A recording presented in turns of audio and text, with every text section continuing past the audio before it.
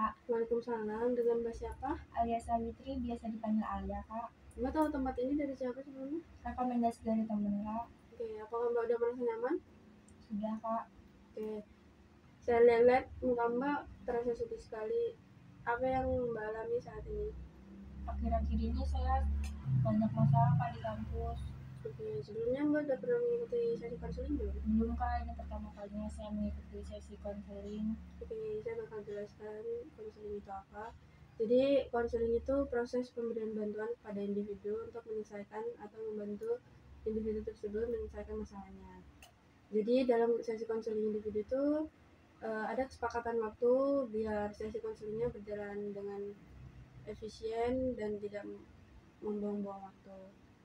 Jadi Mbak mau kesepakatan waktu berapa menit? 10 menit cukup, Kak. Di konseling ini Mbak harus cerita sejujur-jujurnya tanpa ada yang harus ditutupi, dan saya akan merahasiakan cerita Mbak, hanya saya dan Mbak aja yang tahu. Oke, Mbak boleh menceritakan apa yang membuat Mbak merasa sedih. Baik, Kak. Untuk masalah di kampus tuh saya sendiri gak punya teman, Kak. Awalnya saya punya teman di semester 1, dan itu cuma berjalan selama kurang lebih 4 bulan. Terus? Sampai akhirnya saya berteman berlima, dan ada masalah dengan satu orang yang membuat saya harus menjauh dari teman-teman saya ini. Jadi selama kuliah ini saya sendirian, Kak, nggak punya temen. Kemana-mana sendiri, Kak, ngumpul tugas, berangkat sekolah, ngikut seminar, segala macam saya sendiri. Itu membuat saya sedikit tidak semangat, Kak, untuk berangkat kuliah, karena waktu sampai di kelas saya hanya diam, tidak ada yang mengajak bicara, dan saya hanya bermain HP sepanjang kelas. Kalaupun ada tugas, saya hanya mengerjakan sendiri, padahal saya nggak ngerti materi yang disampaikan, Kak. Tapi saya bingung mau bertanya ke siapa karena saya sendiri gak punya temen. Terus Mbak pertama kenal itu dari semester 1 ya tadi? Iya, Mbak. Berarti dari awal masuk banget kuliah? Iya, Kak, dari pertama itu saya temenan, tadinya cuma berdua. Terus waktu masuk kelas itu kenal satu orang, yang satu orang yang kenal di kelas ini, Kak, yang punya masalah pribadi sama saya. Jadi ngebuat saya ngejauhin semuanya. Oke. Jadi awalnya Mbak berteman berdua, terus kenal satu orang, masalahnya Mbak sama orang ini. Iya, Mbak. Oke. Sebelumnya Mbak berteman baik sama mereka? Berteman baik, Mbak, kemana-mana selalu bertiga, berlima. Cuman ya semenjak ada masalah itu jadi mencari saya sendiri, mereka bersirkel. Oke. Mbak sebelumnya udah pernah coba buat omongin belum sih sama teman-teman Mbak masalah Mbak gitu, kenapa kok bisa jadi gini gitu? Enggak sih, Kak, karena saya udah langsung cut off semuanya. Jadi daripada masalah yang nggak jelas, yaudah saya menghilang. Oke. Yang Mbak lakukan itu menurut Mbak benar atau salah sih? Dengan cara Mbak langsung menjauh dari teman-teman Mbak tanpa ada omong-omong gitu untuk nyelesain masalahnya? Sebenarnya salah sih, Mbak, karena tidak ada komunikasi yang mengakibatkan salah paham. Tapi untuk menyelesaikan masalah secara pribadi, saya takut, Kak, sama responnya. Oke, Mbak merasa takut sama respon dari teman Mbak itu ya? Iya. Oke. Sebelumnya Mbak boleh ceritain nggak sih kenapa awal mulanya Mbak bisa berantem gitu sama teman Mbak itu? Awal mulanya tuh kayaknya dari organisasi sih, Kak, karena di organisasi tuh dia ini emang gak disukain sama anggota organisasi yang lain. Terus mungkin berpengaruh sama kita di kelas, jadinya dia ngerasa kurang nyaman sama saya. Terus dia ngerasa kalau saya tuh ngehasut teman-teman organisasi biar nggak suka sama dia, padahal enggak. Saya juga nggak tahu kalau dia gak disukain sama teman-teman organisasi. Oke, berarti Mbak berteman sama dia tuh di luar kelas juga ya, di organisasi itu? Iya. Oke.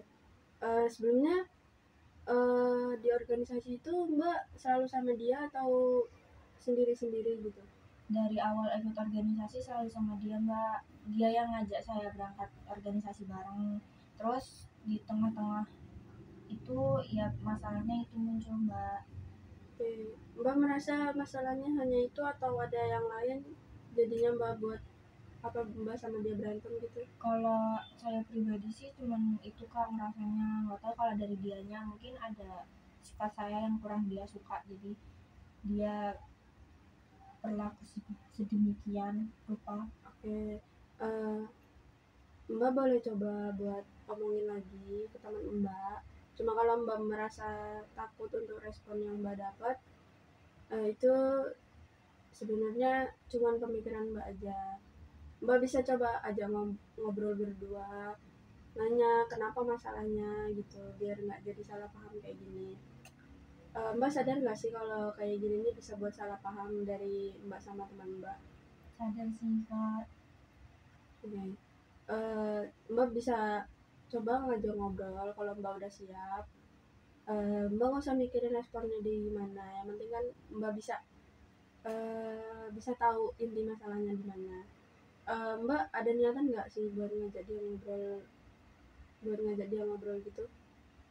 Sebenarnya ada sih Kak, cuman karena dia punya circle jadi kayak saya masih ragu gitu, takut aja, takut Tak- nggak diterima. Takut nggak diterimanya karena Karena apa? saya yang ngejauh awalnya kan, tiba-tiba datang lagi gitu. Oh, oke. Mbak ngejauh cuman karena hal itu atau karena mikirin Mbak sendiri? Saya ngejauh karena mikirin dia sih Kak, karena kalau kan kita berteman di kelas bertiga, Ya. kalau yang dari awal Mas Tama itu saya deket temenin terus, kasihan yang dia ini, jadi saya mending sayang sendiri biar mereka yang berdua. Oke.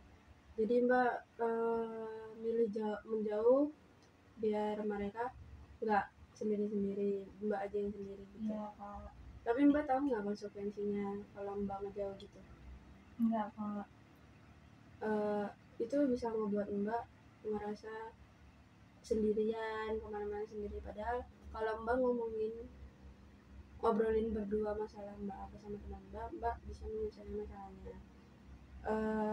Mbak udah pernah coba buat ngobrol lagi nggak sama dia? Atau kayak sekedar sapa-sapa gitu? Sejauh ini belum sih Kak. Jadi Mbak nggak ada sapa-sapa, saling sapa gitu? Enggak. Kalau ketemu di kelas, respon Mbak bagaimana ke dia? Ya saya cuek aja sih Kak, karena kan dia juga cuek, jadi sama-sama saling mencuek kan. Oh, sama-sama cuek. Oke. Mbak boleh coba nanti ya Mbak yang sapa duluan. Gak apa-apa Mbak dikiranya kok balik lagi gitu. Kan Mbak cuma mau nanya masalahnya kenapa. Coba Mbak buat sapa lagi. Ya walaupun nggak bisa bareng-bareng lagi kan setidaknya bisa berteman baik.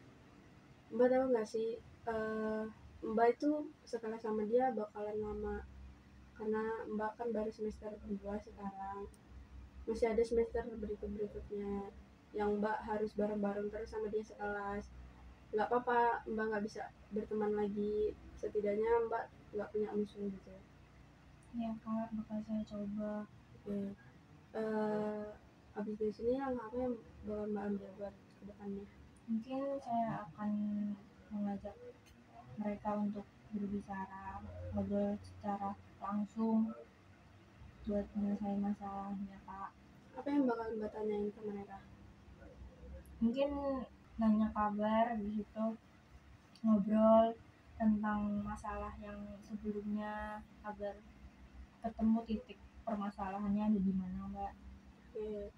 Tapi Mbak ada punya niatan buat berteman baik lagi nggak sama dia?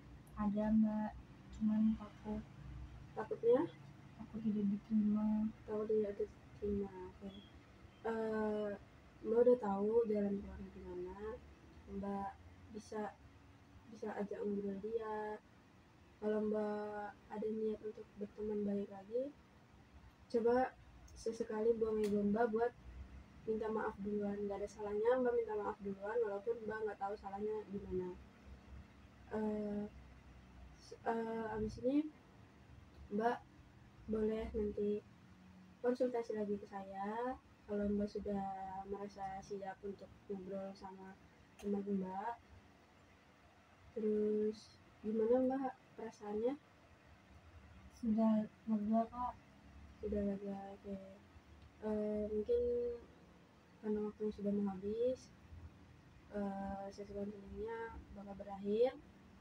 Mungkin nanti Mbak bisa ketemu saya lagi untuk konseling selanjutnya. Iya Kak. Oke, saya tutup konselingnya. Terima kasih Mbak sudah hadir.